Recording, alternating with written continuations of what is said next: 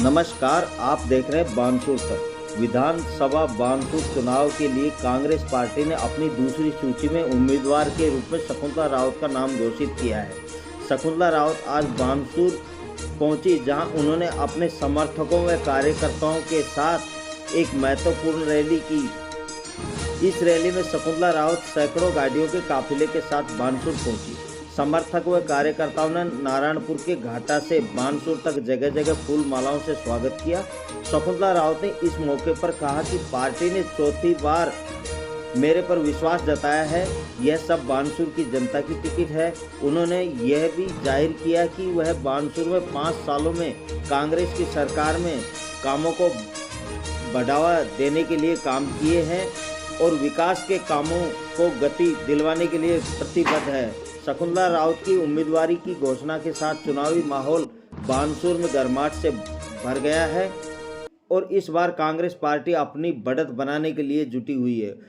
वापस अपने क्षेत्र में आ चुके हैं। अब चुनाव की तैयारियां किस तरह की है, किन मुद्दों को लेकर के अब आप जनता के बीच है? वैसे तो मैं पूरे जिस दिन से बानसूर में इलेक्शन लड़ने आई उस दिन से बानसूर ही हूँ, क्योंकि मैं मानती हूँ कि बानसूर ही एक परिवार है।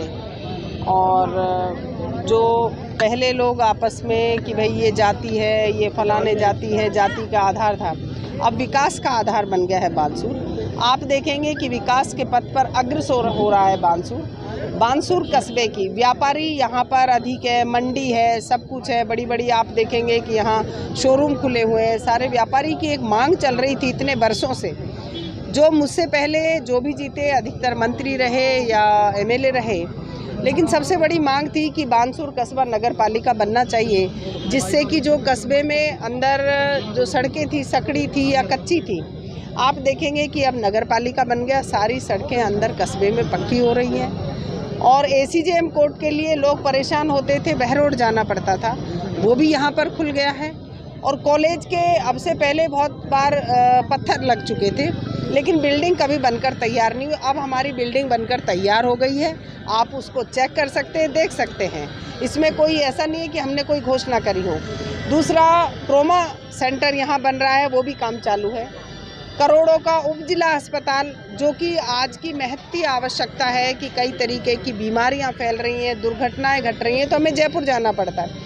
तो बड़े अस्पताल का काम भी अपना यहाँ पर चालू हो गया है। और नारायणपुर में तहसील बनाना है, वहाँ पर अंबेडकर छात्रावास बन रहा है, नारायणपुर में बहुत बड़ा बन रहा है। और तहसील बन गया, उपखंड बन गया, पीडब्ल्यूडी के, पीएचडी के सारे हमारे एक्शन ऑफिस यहाँ बानसूर में खुले हैं, डिप्टी ऑफिस खुला है, चौकी खुली है, थाने खुले हैं, स्कूलें क्रमोन्नत हुई हैं, सड़कों के जाल बिछे हैं, पीएससी, सीएससी। तो ये सारी चीज़ें हुई। और उन सबसे बड़ी जो राजस्थान कांग्रेस सरकार की जो योजना है, चिरंजीवी योजना। हर व्यक्ति पहले जब कोई बीमार हो जाता, बड़ी बीमारी हो जाती, तो उसको ज़मीन बेचनी या गिरवी रखनी पड़ती थी। आज पूरा आम जन, हर वर्ग को उसका फ़ायदा मिल रहा है। चिरंजीवी योजना में 25 लाख तक का बीमा फ्री है। दुर्घटना के बाद में कोई एक्सीडेंट में मौत हो जाती है तो 5 से 10 लाख रुपए सीधे उसके खाते में जाते हैं। एक आम जन को टच करने वाली हमारी योजना है। राजस्थान के कर्मचारियों का, युवाओं का जो ओल्ड पेंशन किया, भविष्य सिक्योर करने का काम किया, तो वह भी राजस्थान की कांग्रेस की सरकार, सम्माननीय मुख्यमंत्री अशोक गहलोत जी ने किया। एक एक योजना ऐसी बनाई, आरजीएचएस है, बालिकाओं को शिक्षा फ्री है, ड्रेस फ्री है। तो आप देखेंगे एक साथ राजस्थान में पूरी स्कूलें क्रमोन्नत करना है, तो कोई काम में कसर नहीं। काम के आधार पर ही जो बानसूर का विकास हुआ है, जो कि 70 से 75 वर्षों में नहीं हुआ।